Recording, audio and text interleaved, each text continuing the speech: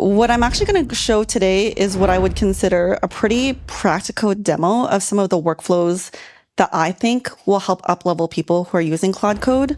The way I like to describe it, and in some of my experience so far in the industry, we're kind of operating in like these really compressed time horizons, but the way that we work at Anthropic, because we just have access and we're playing all the time and all day, it feels like we're like always looking for the next way to work and make ourselves more optimal. And so I'm going to show some of the things that have become really popular internally for how we work, and hopefully this will all help you up level.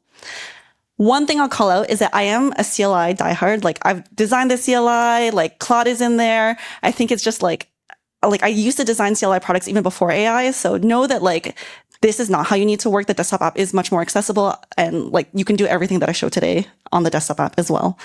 But this is going to be on an open source repo. Does everyone know what Excalidraw is? Does anyone know what it is? It's like excellent product. Super great that they're open source. You can always contribute. If you actually want to practice, they're a really great one because they have a great backlog of issues and a pretty open community.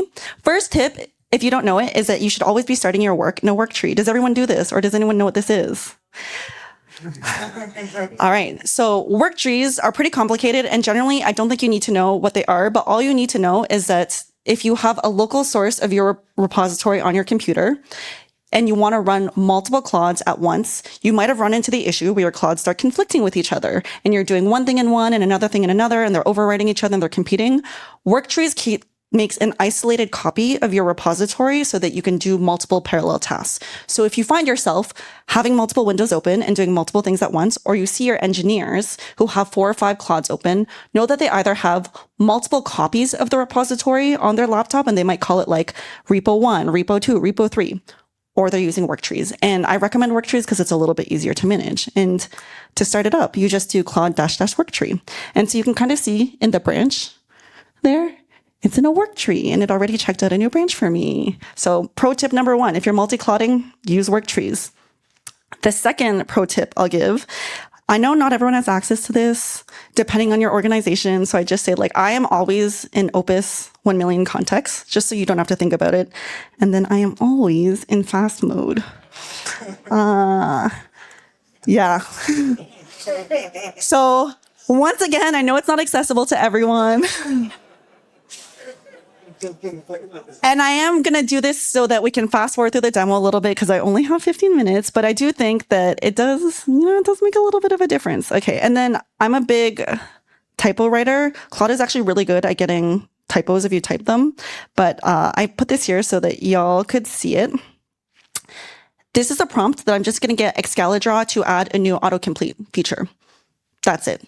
No design specs, no, just like, I want to add autocomplete. I want to see what it looks like. A few things I'm going to call out here that I think are important when you're prompting. The first is I built myself a /prototype skill. I asked Claude to build this. You could build it in like 2 seconds. All it does is get Claude to generate n number of options, default to 5, of a different implementation of a feature, generate it in an HTML file, preview it, and then iterate on it a few times. And I can enter that n, and I can enter what the feature is going to be. I did not write this. No one ever writes their skills by hand anymore. If anyone tells you they do, they're lying. Everyone just prompts them. And then a few things I will add in here is I always ask Claude to pick an option for me first. I think it's actually fun to see what Claude comes up with. So historically, I used to be like, oh, like prototype and then I'll choose. Now I'm like, oh, prototype and then you should choose what you're going to do and then tell me why. And then I say another one is like, feel free to research online. Now, if I were doing this in my production code base, I'd say like, please look at Slack, Google Docs, any discussions, and like BigQuery, like look at all these sources and figure out which is the best one. But given that this is an open source repo, online research is fine. And then, implement the best option, verify, get the styles to match. Really important one, put up a PR with a screenshot. Claude is actually really good at this. And I actually don't review the outputs anymore of Claude in the transcript. I'm typically reviewing a PR that Claude put up that has a recording of the feature it implemented. And then a new feature that we released, I think a few months ago, is Loop. Has anyone used this before? Loop is pretty much just cycle, keep going. So loop until you're done just means keep going at this until it's fully done. And so I'll show some more applications of loop in the future, but it's like a pretty standard prompt. If an engineer asks me to like build something, this is like, well, to be honest, they would probably do this on their own without me and then send me a vibe coded prototype. But if I was doing it from the ground up, this is how I would do it. Oh, the other pro tip that I forgot to mention, I'm always, and everyone at Anthropic is always in auto mode. So auto mode is our kind of workaround for lower permission modes. We have a classifier that will detect whether or not a risky action is being taken on your computer. So you don't have to be sitting there being like, yes, I accept, yes, yes, yes, yes. So you should be using it in this way and it'll go a lot faster. Now, I've done a lot of these demos before, and Claude takes a long time to work. So typically, if I were doing this, I'd actually spin up a bunch of these. But because we're here and I'm trying to showcase a workflow tonight, I'm actually going to show a few other things I do on the side while Claude is working. But I think these are a few tenets that I hold true as I'm working today, and they're going to kind of inform some of the workflows that I'm going to show all of you today.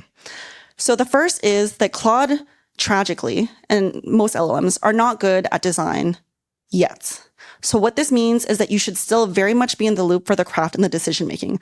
It doesn't mean this is going to be holding true forever, but a lot of my workflows revolve around the idea that I still need to be the one making a decision about what actually goes into the product. Perfect. So you can see here, sorry, this is going to be a little back and forth, that Claude has used my prototype skill to list a bunch of different options of what tab to complete could look like. And so it's showing all the different ways. I'll typically like preview. Sometimes I'll play around with it. Sometimes Claude asks me for one. Does anyone have a preference on one that they like? 2. All right, I'm going to go 2. That's it. All right. The second is that I actually, yes, coding is automated, but I hand off so much of my work that is not coding to Claude. And if you're not doing that, then you're actually not using Claude in the most, I think, like automated way. We really need to start thinking about more than just code when we think about AI automation. And then the third one, which I don't think is controversial for this room, but has definitely been one that has been an uphill battle a lot of places, is just because everyone can ship doesn't mean not everything should ship. And that's a pretty important distinction that we need to start making as we're adding more features and as everyone has the ability to access code and like push a production. We need better systems that scale. And so some ways that we're fighting this internally today is I actually use Claude in the web. Does everyone have this internally at their teams or companies?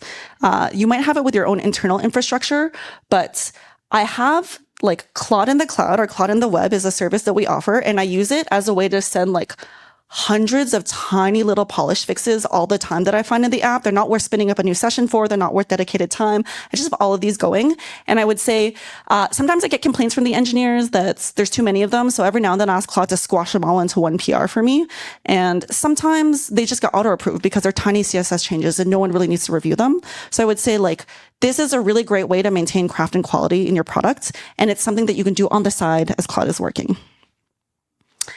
A second one is that almost everyone at Anthropic actually always has Claudes running and always has Claudes running to help merge PRs. So one thing that I never do anymore actually is once an idea is done, I'm never actually in CI. I'm never reviewing like until merge. I'm never like addressing code review comments and stuff like that. It's actually all fully automated now.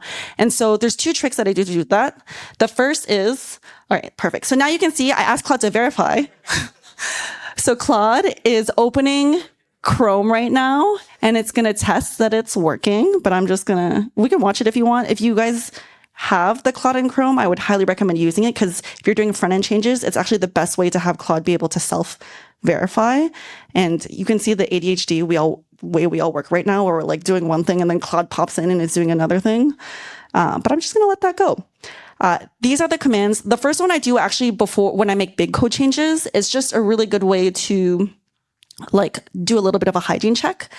Simplify and code review are internal to our repository, but I guarantee you if your engineering team is using AI, they have an equivalent of that kind of prunes your code base. So ask your engineering partners, like what skills do you guys have to simplify your PRs? And then they'll be able to put them up.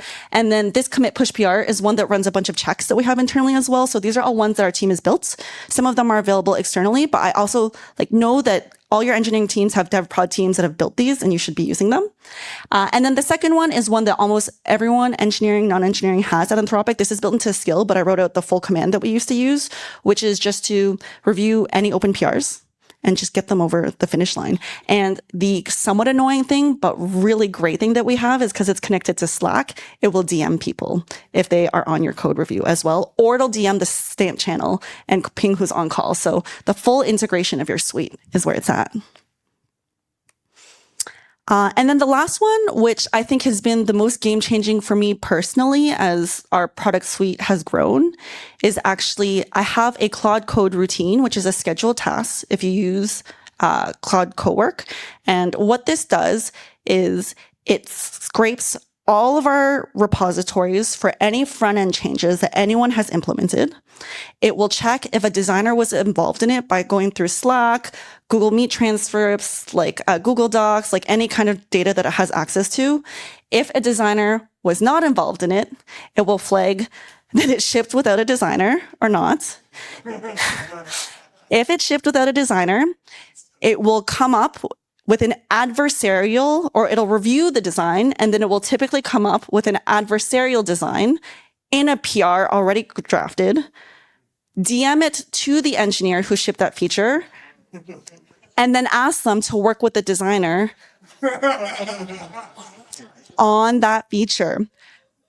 I tested this a few times and I had to turn off the DMing because Claude was actually really bad at design, unfortunately. And we did have to that goes back to my first one, Claude is not good at design yet. But I think this is the level of automation that you have to be thinking, not just the first step, but the next step, the next step, the next step after that. You want to be pushing it so far that it's building the actual end product. And I think we have a lot of forgiveness right now in the industry because we're all testing how these workflows work. So, people were very forgiving when I first tried this and it was really bad. And now I just consume this myself. But I'm always ready for when the next model is going to come out. And this is actually going to be ready and available because I have it all written up. So when we're testing the next one, I'll just throw that up again and see if it'll work. And it typically gets better. Yeah. And so these are the 3 tips, if I could really impress on you, of workflows that we're using that have really just augmented how the team works. These are the 3 things I demoed today. And then if we go back to the session, you can see that Claude is now recording a screenshot from Claude in Chrome here. It does it through a series of GIFs. It's going to post it up, and then it's going to open the PR. Yeah, but that's it for my demo. Hopefully this is helpful, and hopefully this helps you guys all use Claude Code.